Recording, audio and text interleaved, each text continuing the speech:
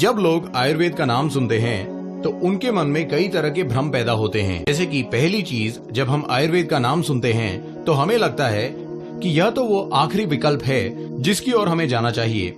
यह एक आम धारणा है कि अगर मैंने सब कुछ आजमा लिया और कुछ काम नहीं कर रहा तब मुझे आयुर्वेद की तरफ जाना चाहिए। मेरा प्रश्न आपसे यह है कि अगर आयुर्वेद इतना शक्तिशाली है कि वह हर एक उस रोग को ठीक कर सकता है जो अन्य कोई प्रणाली नहीं कर सकती, तो क्या यह सबसे पहला विकल्प नहीं होना चाहिए? अगर हम स्वास्थ्य एवं आरोग्य को देखें, क्यों हम दूसरी प्रणाली की ओर जाएं, वहां असफल हों और फिर आरोग्य के लिए आयुर्वेद की तरफ लौटें? क्यों ना हम इसे अपना पहला विकल्प माने? तो यह था सबसे पहला भ्रम, और इसी वजह से आयुर्वेद के इतने शक्तिशाली होने और इसमें सभी प्रकार के रोगों का निवारण होने के बावजूद भी लोग इसे तब अपनाते हैं जब वे सभी नवीन प्रणालियां अपनाकर उसमें असफल हो गए होते हैं, पर तब तक उनका रोग इतना बढ़ जाता है कि आयुर्वेद के लिए भी उनकी मदद कर पाना बहुत मुश्किल हो जाता है। यह वह पहला भ्रम है जिसे तोड़ने की आवश्यकता है कि आयुर्वेद कोई आखिरी विकल्प नहीं, अपितु यह तो वह पहला विकल्प होना चाहिए जिसे कोई रोग होते ही अपनाया जाए। दूसरा भ्रम यह है कि आयुर्वेद उपचार के लिए काफी लंबा समय लेता है। क्या ये सच है? नहीं, ये सच नहीं है। इसका भी यही कारण है कि जितनी जल्दी आप आयुर्वेद को अपनाएंगे उतनी ही जल्दी वह आपके रोगों का उपचार करेगा। परंतु अगर कोई रोग बहुत ही बढ़ गया है तो हमें ये समझना चाहिए कि कोई भी चिकित्सा प्रणाली थोड़ा लंबा समय तो लेगी ही। तीसरा भ्रम यह है कि आयुर्वेद नवीन चिकित्सा प्रणाली के खिलाफ है। बिल्कुल नहीं। नवीन चिकित्सा प्रणाली का एक अलग प्रस्ताव है और आयुर्वेद का एक अलग। असल में दोनों एक दूसरे के साथ मिलजुल कर चल सकते हैं। मेरे ऐसे बहुत से मरीज हैं जो मुझसे यह पूछते हैं कि क्या हम आयुर्वेदिक एवं एलोपैथिक दवाइयों का सेवन एक साथ कर सकते हैं? इसका जवाब है हाँ।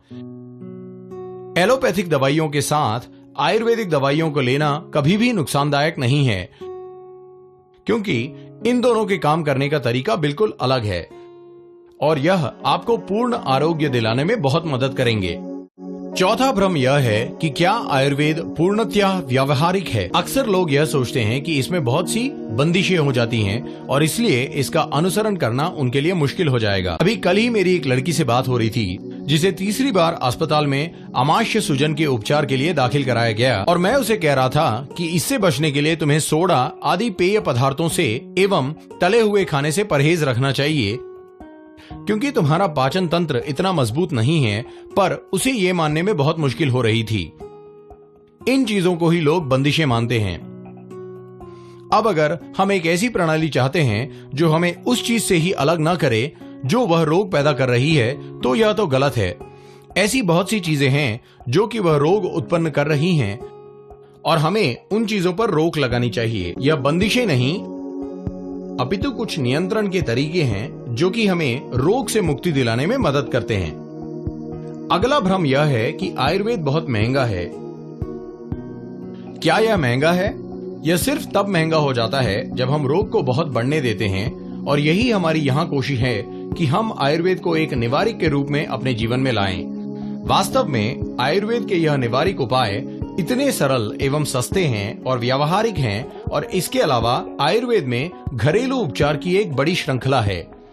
असल में आयुर्वेद में ज्ञान की शुरुआत ही हमारी रसोई से होती है। यह सारी जड़ी बूटियां जैसे हल्दी, अदरक, जीरा, सरसों आदि जो कि हमारी रसोई में मौजूद हैं, अगर हम यह सीख लें कि कैसे इन जड़ी बूटियों का उपयोग निवारक के रूप में किया जाए, तो हम अपने आप को बहुत ही बीमारियों से बचा सकते हैं। और यह काफी सस्ता उपाय है, तो आयुर्वेद का निवारक पहलू काफी सस्ता है। सिर्फ तभी जब हम रोग को काफी बढ़ने देते हैं और उसके उपचार के लिए हमें विभिन्न प्रकार की जड़ी बूटियां एवं तेलों का प्रयोग करना पड़ता है, तब आयुर्वेद एक महंगा उपचार हो जाता है। और क्या यह नवीन चिकित्सा प्रणाली के लिए भी सच नहीं है? अगर आज मुझे अपने हृदय की सर्जरी करानी है या अपने घुटनों का स्थानांतरण करवाना हो, तो वह भी बहुत महंगा होगा, क्योंकि अब रोग की स्थिति सरल उपायों से बहुत आगे बढ़ गई है।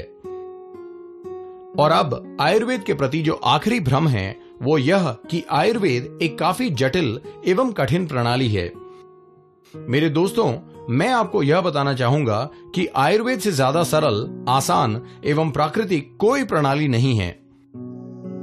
जैसे जैसे हम इस अध्ययन में आगे की ओर बढ़ेंगे, हम देखेंगे कि आयुर्वेद के सिद्धांत समझने में बहुत ही सरल हैं और यह सिर्फ संस्कृत श्लोक एवं शब्दों को समझने की नहीं, अपितु सरल शब्द जैसे क्या गर्म है, क्या ठंडा है, क्या गीला है, क्या सूखा है, क्या हल्का है, क्या भारी है, इन सरल चीजों को समझने की प्रणाली है।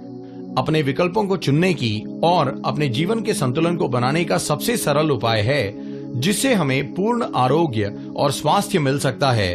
तो आयुर्वेद बिल्कुल भी जटिल या कठिन नहीं है, अपितु यह तो बहुत ही सरल एवं आसान है।